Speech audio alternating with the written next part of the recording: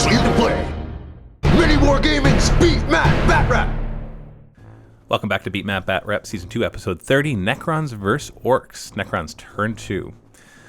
So the Ghost Orks continue their advance, trying to plunge themselves as far into the enemy territory as possible to maximize the number of shots they can get. This Ghost Ork moves over here to kind of block the bikes as best as it can so that they can't just run wherever they want to go. Royal Court, I think, rolls a 2 on its difficult terrain roll and does really poorly. The Immortals decide, it's probably better for us to move back away from the windows. We still have range because they're Tesla weapons, which means they're assault at 24 inches, so we don't have to worry about rapid fire. These Immortals realize they don't need cover, and they move out into the open to get a better firing lane. Firing at rapid fire from the Ghost Ork at the battle wagon, we get one glancing hit, and unfortunately it just becomes a 1, so it can't shoot. So, the guys inside can't shoot, but that's not the best result. Really want to immobilize it this turn. Firing through cover into the Defcopters at the other side. So this is where it's nice to have your Ghost Ork out in the middle because it can shoot both sides. Managed to actually take a wound off of one of those Defcopters, which is pretty good. Rapid firing from the guys inside. That's 20 rapid fire shots, hitting on 3s, auto glancing on 6s.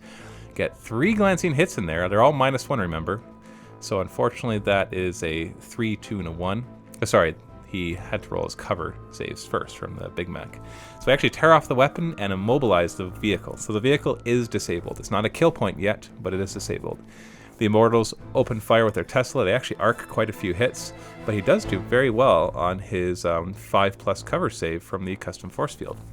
Only 3 of them go down, but we do have to roll to see if they run, and he makes his leadership without any problem. Then the one Cryptek fires, because this will be an auto kill, and he misses. I've never really had much luck with that one weapon. Just single shot weapons just don't seem to do very well. Then the Ghost Ork rapid fires, it's one broadside into them, and actually manages to kill one of them, which is great. And then it rapid fires his other broadside into the bikes. It does have line of sight, in case you're wondering. It does hit on 3s, and it wounds on 5s, so it does manage 3 wounds. We did allocate those, and actually managed to take one of the wounds off of the big Choppa guy in the back. Then the Immortals are arcing their Tesla. We get 2 6s in there, which gives us 4 extra attacks.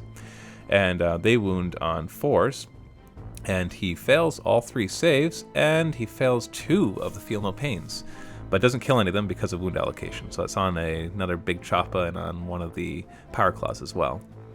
And then the inside of the Ghost Ork, the warriors inside of there fire at the Defcopters and manage to take out another one and wound the last one. So still one alive. He has to roll to see if he runs away, but he doesn't. He sticks around.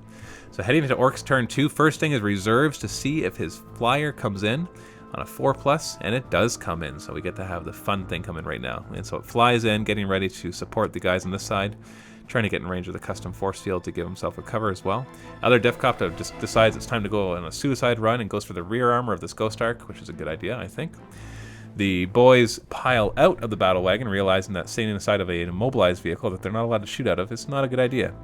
So they're going to go for that Ghost Ork with their 1 Power Claw, which is really all they need. But we'll see what happens. So they're moving forward. This is not a charge. This is them moving. So they're staying 1 inch away from that Ghost Ork. And so they move forward, and then the Burners move behind them. They won't be able to charge in, but they will be able to kind of huddle around that custom force field to get the extra cover and hopefully engage the warriors in the next turn. The bikes decide to split off their war boss, so he leaves that group.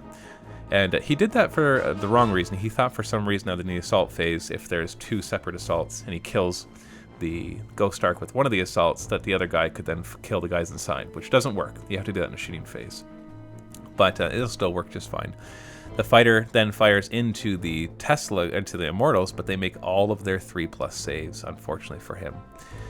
And then he does take the one shot with the one big mech, or the mech in there that has a weapon that could actually hurt it, and does actually manage to immobilize the vehicle. So now it's going to be auto hits in close combat, which is good. And then the one rocket launcher, and he has on the one bike, he gets to reroll it with that one-time use thing with the grot in the back, the ammo runt, I think is what it is. And fails to hit that Ghost Ork. So that Ghost Ork is still fine. And then the Orc boys charge in. Only the one with the Power Claw is going to be able to do anything, but he's going to auto hit 4 attacks, so that'll be just fine. And then all of the bikes charge into this Ghost Ork. So we got 4 auto hits. Looks like there's 1 glancing and 2 penetrating, and does manage to only wreck it, which is too bad. I want it to explode because, there are tons of Orcs all around, and that could have done a lot of damage to them. So the one Ghost Ork goes down. and the 10 warriors then have to roll to see if they're pinned, and they are not.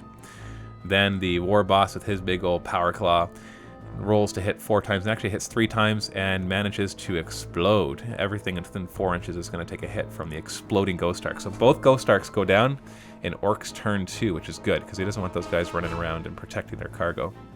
The nice thing, though, is the warriors are not engaged in close combat, but are they pinned?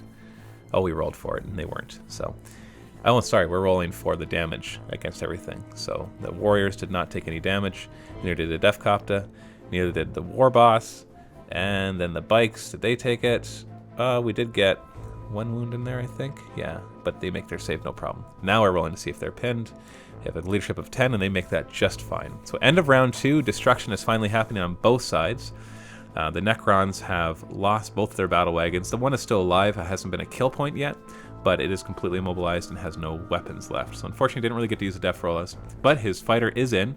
The boys have managed to kill the one Ghost Ark, and the bikers decided to kill the other Ghost Ark. So we're going to see what's going to happen there. That biker squad is going to be a tough nut to crack. So let's see what happens in round 3. Do Necrons manage to push their way through the horde, or do the hordes finally overrun the metal robots?